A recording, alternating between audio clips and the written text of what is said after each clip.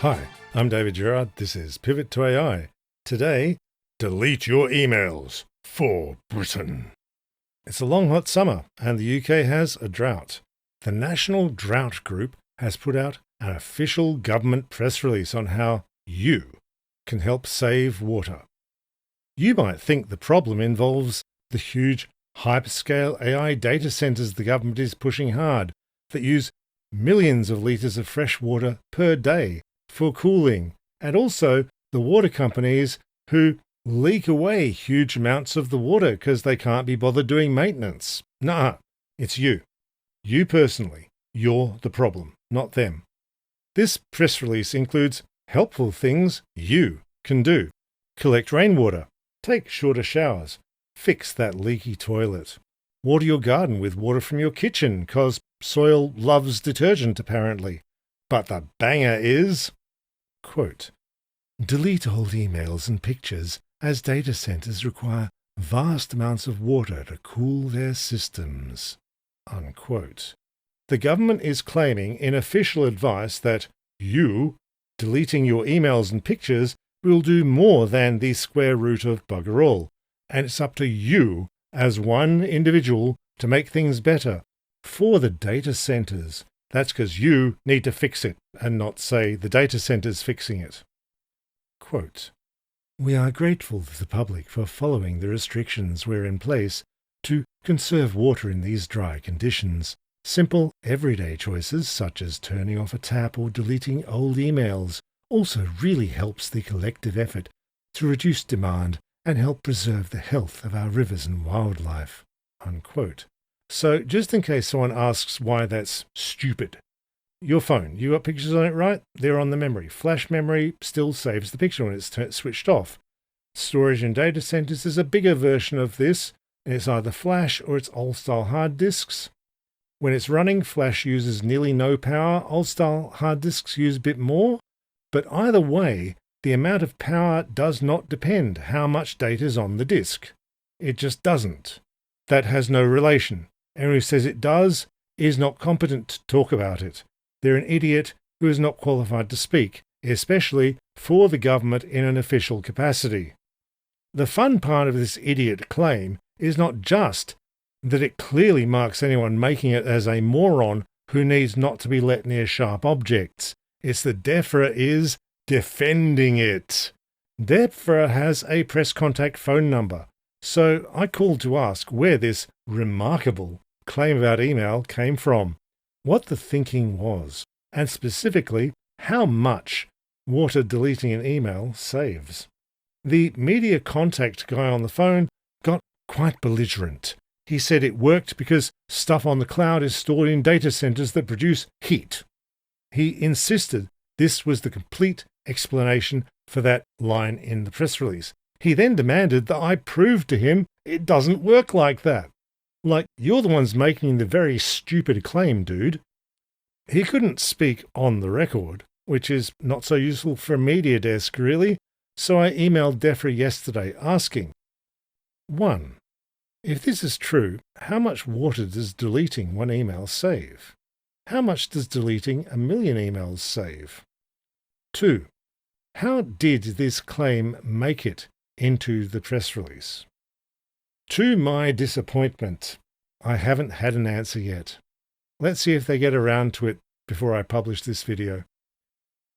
The actual problem with water supply in the UK is the private water companies and the data centre build-out. The privatised water companies spend their money on dividends for shareholders instead of maintaining the very old and broken water system, off what the water regulator said in July that 1/5 of fresh water just leaks away through the bad pipes. The DEFRA press release also says deleting your emails will help preserve the health of our rivers and wildlife. But guess which systemic actor actually hurts the rivers and the wildlife? It's the water companies, who just don't bother processing sewage, and they spew raw human poop into creeks and rivers and into the sea. How much fresh water do data centers use? They never ever tell. But it's a lot. Lawyer group Foxglove puts one hyperscale data center at around 1.5 to 2 million litres of water every day. Now, you could say that data centers could use recirculating water cooling and so on, and it'll be great. But that's the fabulous future, and this is the present, where they don't do that. Even the data center companies have admitted that the UK government AI plan could put supplies of drinking water under strain. But remember, the water problem is you personally. You have to take personal and individual action to fix the water problem. It's not like it's systemic. So the hyperscale data centers or the water companies don't actually have to do things. You have to throw away your emails so the AI companies can grow. Honestly, this email claim looks like someone in a boring meeting said it to take the piss, and they wrote it down and kept it. Though I have another theory. I tried tracking down where this very dumb idea about email came from, and a few people discovered that ChatGPT suggests deleting old emails as a water problem solution. And you know the UK government actively recommends just going to ChatGPT to do basic things. In one example I was sent, ChatGPT says, quote, "Estimates vary, but deleting one email might save 0.003 to 0.02 kilowatt hours of electricity annually, about 0.1 to 4 grams of CO2. Now, those numbers are made-up trash, and they're completely false. Deleting your emails will achieve 0. But I was sent multiple examples of ChatGPT and Microsoft Copilot giving something like this as an answer. So I can state pretty confidently that some bozo at DEFRA asked the chatbot and then just pasted it straight into the press release and didn't think for one moment about whether this made any sense. But also, ChatGPT sometimes gives source links, and sometimes they're actually the source. So I think we found where this one came from. In 2022, the French Minister for Energy Transition at that time, Agnès Pannier-Runacher, stated publicly that sending less emails and deleting them would reduce your individual carbon footprint. This made it into a lot of media. Pannier-Runacher got this from the 2010 book How Bad Are Bananas? The Carbon Footprint of Everything by Mike Berners-Lee. The book says that if you calculate it, the share of the entire vast system required for using email, when you receive one normal email, can be accounted as 4 grams of CO2. The media picked up this number because this is around when the fossil fuel companies were pushing the idea really hard of individual carbon footprints, which was invented by a marketer at British Petroleum, so you wouldn't blame the fuel company's systemic actions to spew forth carbon. But that doesn't mean deleting your emails does anything. It means the huge system that you send the emails as part of has a systemic problem, and that system is where to attack the issue, because even if you stop sending emails, the system is still there. The water problem is another problem that's fundamentally systemic, not individual. The correct individual action is to work to stop the bad system.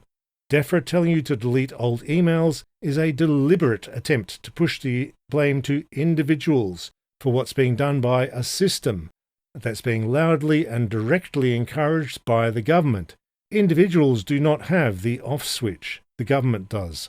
The email advice is also blithering idiocy from a bunch of incompetents, and it's not clear they're smart enough to feel the shame they really need to. Thanks for tuning in to Pivot to AI.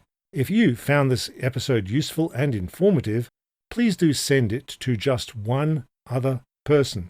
Pivot relies on your word of mouth. Big news today, Pivot to AI mugs and t-shirts are cheap right now because Redbubble's got a sale running. 25% off everything at pivottoai.redbubble.com. I have no idea how long this runs, so you should go to Redbubble and buy your merchandise right now. Clippy is in fashion. Get in while you can. Don't miss out. I've got links to good stuff in the show notes.